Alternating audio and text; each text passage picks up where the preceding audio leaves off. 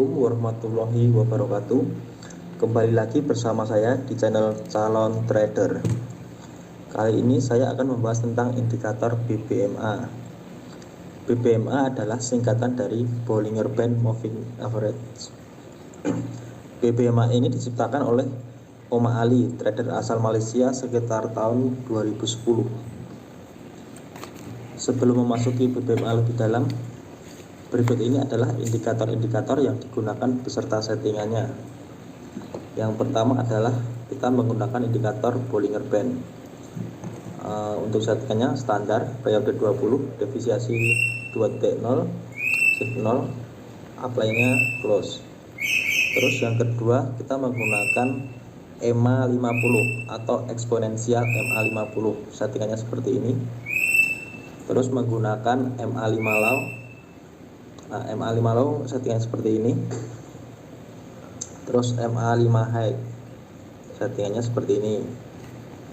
MA10 low dan MA10 high settingannya sama seperti ini. Nah, langsung aja kita ke chartnya. Sebelum berbicara lebih jauh tentang BBMA, saya akan menjelaskan terlebih dahulu tentang Bollinger Band.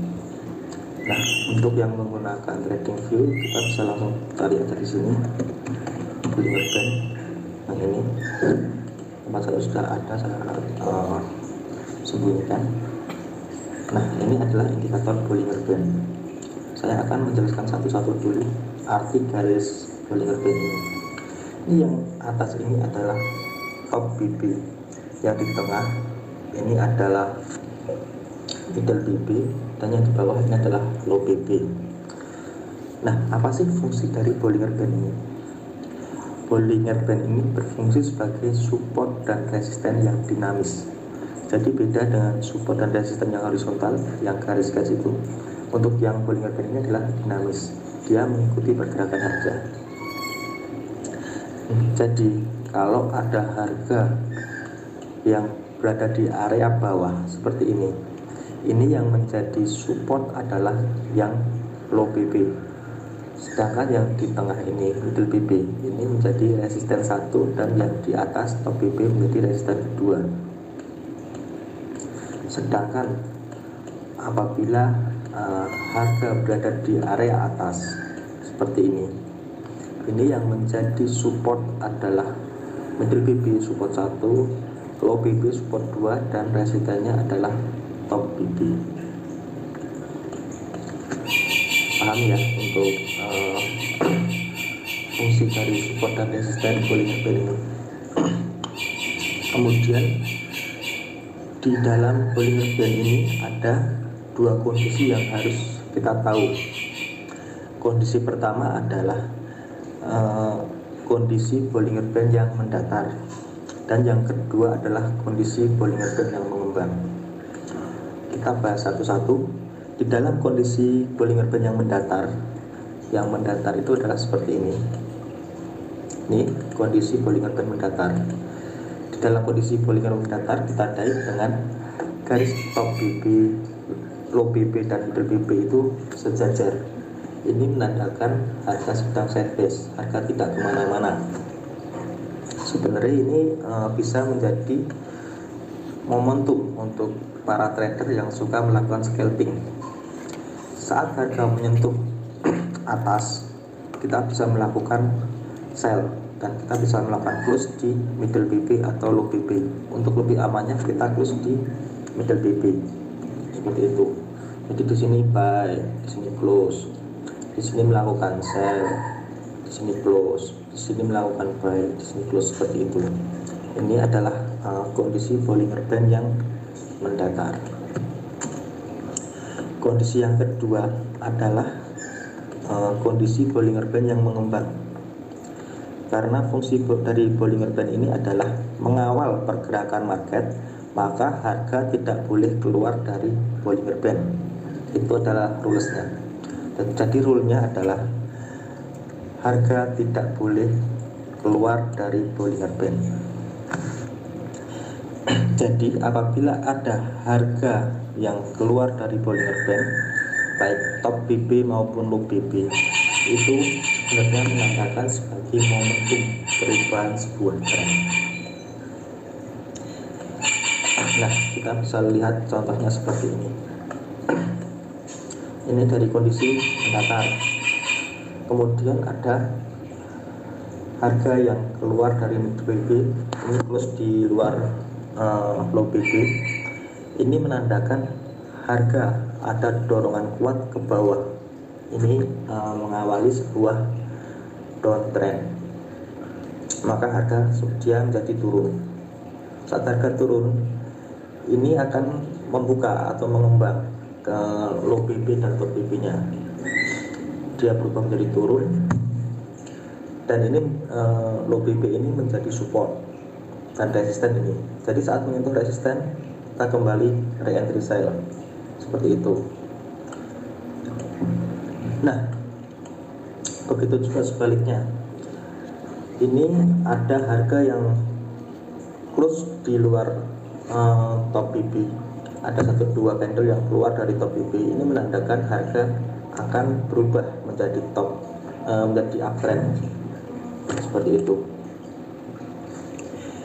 Sampai di sini sudah paham ya? Ini area sideways mendatar, dan ini mulai mengembang. Ada candle yang keluar dari top BB, ini di uptrend. Sampai di sini paham tentang kaidah-kaidah dari. Nah, setelah kita tahu fungsi dari Bollinger Band, kita lanjut ke BBMA. Nah, untuk BBMA kita settingannya kita ubah menjadi Bollinger BBMA, dari Bollinger menjadi BBMA. Kita lihat di sini juga sudah ada. Ini Bollinger Band Moving Average. Nah, ini settingannya seperti yang sudah saya jelaskan di awal tadi, sama persis. Ini adalah settingan standar. Nah, saya akan jelaskan satu persatu dulu. Yang merah ini dia jauh dari harga. Ini adalah MA 200, SMA 200. Kemudian yang di warna ungu ini adalah MA 50. Ini adalah top BB, low BB, middle BB, dan ini low BB. Untuk yang warna hijau sama merah ini, untuk yang atas ini adalah MA 5 dan 10 high, dan yang di bawah ini adalah MA 5 dan 10 low. Oke, di dalam Bollinger Band Moving Average atau BBMA ini terdapat beberapa istilah. Yang pertama adalah ekstrim, yang kedua adalah TP wajib, MHV, ada CSAK, dan re-entry. Kita bahas satu-satu dulu. Yang pertama adalah ekstrim. Ekstrim adalah kondisi di mana MA 5 dan 10-nya baik high atau low, dia keluar dari BB. Seperti contohnya ini. Ini adalah ekstrim. Karena ini yang warna merah ini MA 5 dan MA 10, dia keluar dari low BB. Ini adalah ekstrim. Saat terjadi ekstrim, itu artinya dia adalah akhir dari sebuah tren. Kita bisa melakukan open buy di sini. Kita melakukan open buy dan kita wajib melakukan close atau TP di MA 5 dan 10 yang masih ada di dalam. Ini di sini kita wajib melakukan TP. Jadi ini namanya TP wajib. Jadi setelah adanya ekstrim itu terjadi TP wajib. Biasanya setelah terjadi TP wajib, dia akan melanjutkan sebuah tren lagi seperti ini. Nah, ini di sini terjadi ekstrim lagi, ini ekstrim. Kemudian ini terjadi TP wajib, dia melanjutkan sebuah tren kembali.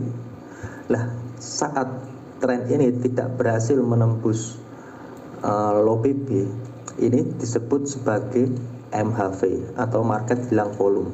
Ini disebut MHV.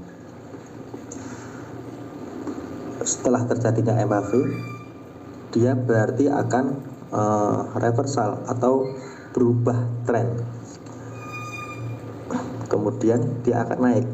Nah, naik saat harga ini berhasil menjebol middle PP. Di sini ini adalah yang disebut CSAK atau candlestick arah kukuh. Kemudian setelah itu kita melihat harga ternyata valid. Di sini terjadi sebuah momentum untuk melakukan uptrend, ditandai dengan harga yang keluar dari top PP. Nah, kapan sih kita harus melakukan entry? Kita bisa melakukan entry saat harga di sini melakukan retest dan dia menyentuh area MA dan 510 low atau di area ini MA 510 low atau middle PP atau di area MA 50. Kita bisa melakukan open buy di sini. Terus saat kita melakukan open di sini, kapan kita harus melakukan cut loss? Kita bisa melakukan cut loss ketika harga ini berhasil menjebol middle PP atau MA 50. Kita melakukan cut loss. Kita di sini melakukan open buy, kita hold di sini, di sini dia melakukan reversal. Kita di sini kita melakukan open buy kembali atau re-entry buy. Kita di sini melakukan re-entry buy. Kemudian kita bisa close di sini saat harga dia menjebol MA5 dan MA10 atau di middle PP.